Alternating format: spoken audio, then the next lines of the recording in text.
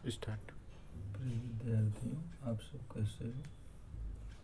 भगवान से प्रार्थना करता हूँ कि आप स्वस्थ और खुश रहें, समय का सदुपयोग करें। बच्चों, लेसन 11 एक यात्रा, यह भी ये कहानी है, ये पाठ पढ़ाया जा रहा है। तो आगे जो है समझाते हैं, पूरा वीडियो जो है केयरफुल हो सुनिएगा और समझिएगा। लेखक और रिक्शे वाले का क्या नाम है? मोहन। बातचीत हो रही है। रिक्शा वाला लेखक को अपना मोबाइल नंबर देता है और बताता है कि मेरा नाम मोहन है। लेखक जो है कहते हैं कि मोहन तो बहुत अच्छा नाम है। उसके आगे कहानी सुनिएगा और समझिएगा। दूसरे दिन घूमने का कार्य शुरू हो गया। वह बहुत प्रेम से एक के बाद एक स्थान दिखाता गया।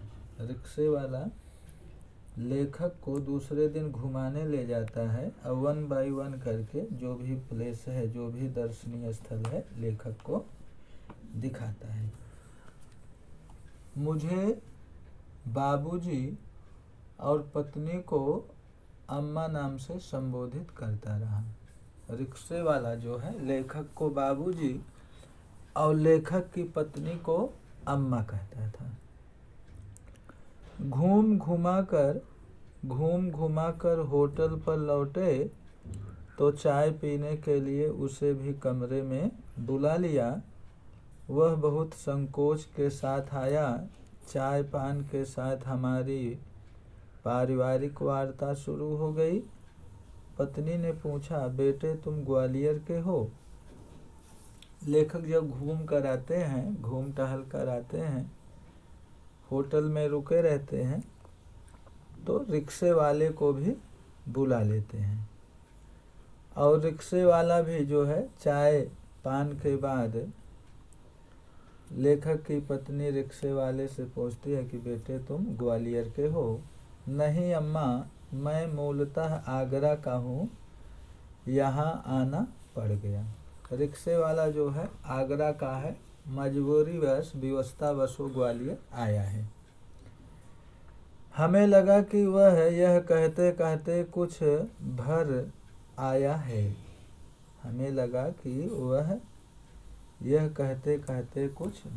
है। यानी रिक्शे वाले के चेहरे पर जो है ममता दिखने लगा। वह जो है प्रेम बस, उसके चेहरे पर जो है प्रेम की परछाई दिखने लगी।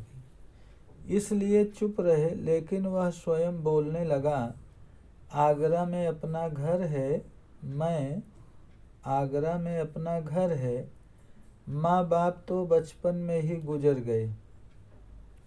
रिक्शे वाले के माँ बाप जो है बचपन में ही गुजर गए थे। बचपन में ही उन लोगों का देहांत हो गया था, स्वर्गवास हो गया था। बड़े भाई ने मेरी परवरिश की।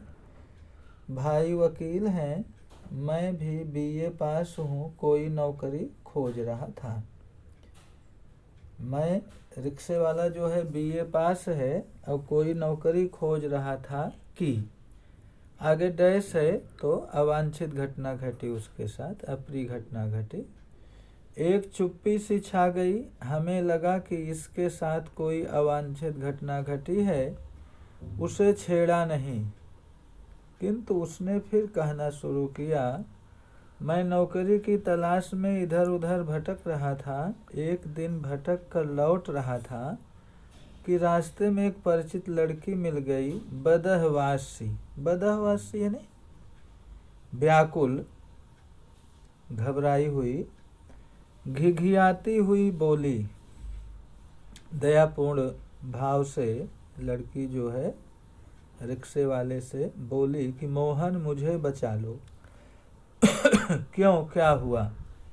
मेरे माँ बाप एक अधेड़ के साथ मुझे बेच रहे हैं। मैं कुएं में गिरकर जान दे दूंगी, किंतु उस खूसट अधेड़ के साथ नहीं जाऊंगी।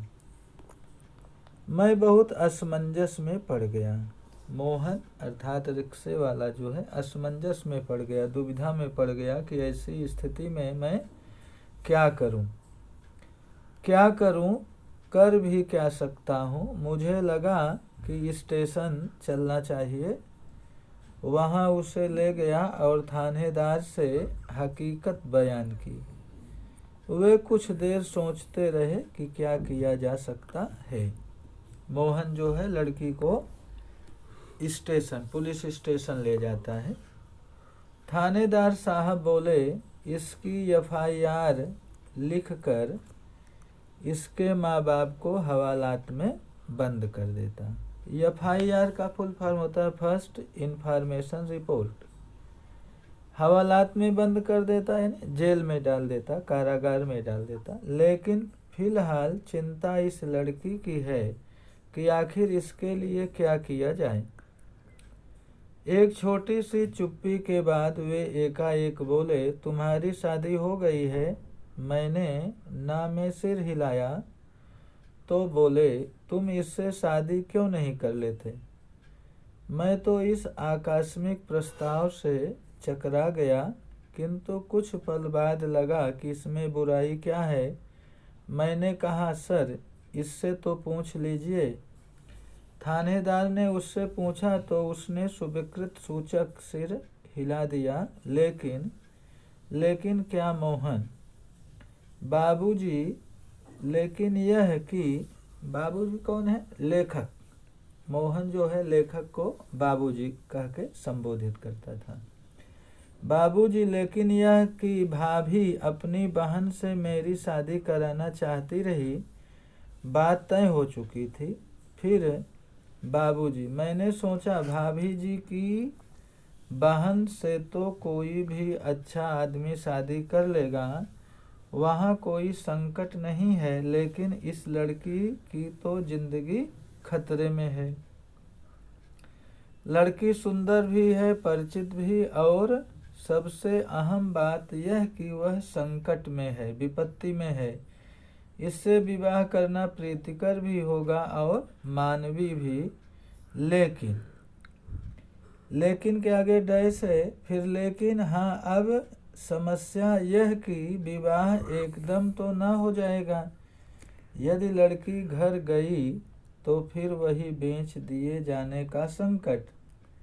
मैं साथ ले जाऊं तो भैया भाभी तो नाराज होंगे ही। इसके माँ बाप मेरे ऊपर लड़की भगाने का केस कर देंगे। जब मैंने थानेदार के सामने यह समस्या रखी तो वे बोले, कुछ दिन के लिए इसे नारी निकेतन में रखवा देता हूँ। लड़की से माँ बाप के खिलाफ शिकायत लिखवा कर रख लेता हूँ। 15 दिन बाद उन्होंने मंदिर में उससे मेरी शादी करवा दी।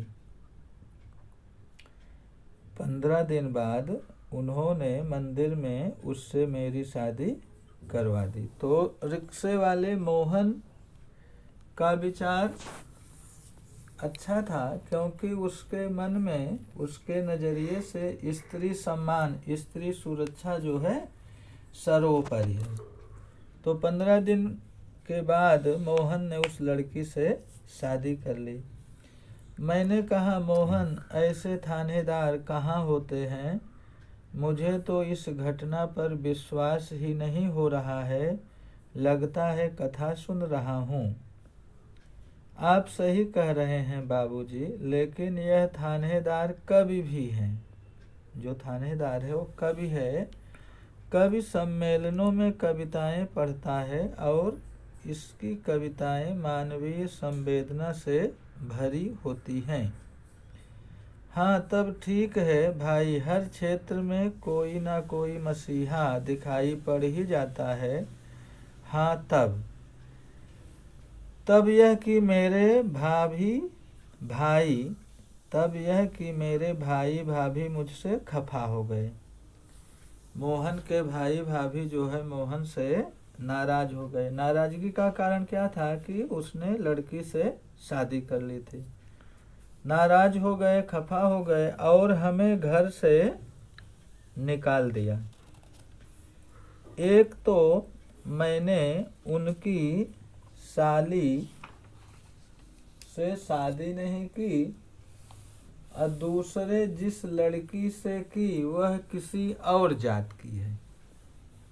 वो सजाती नहीं थी, विजाती थी। एक तो शादी नहीं किया, जो शादी किया वो दूसरे जात की लड़की से शादी किया। तो तुम लोग ग्वालियर आ गए। हाँ बाबूजी, आगरा में हमारा निवाह होना कठिन था। आगरा में हमारा गुजारा होना कठिन था, तो हम लोग जो है ग्वालियर आ गए।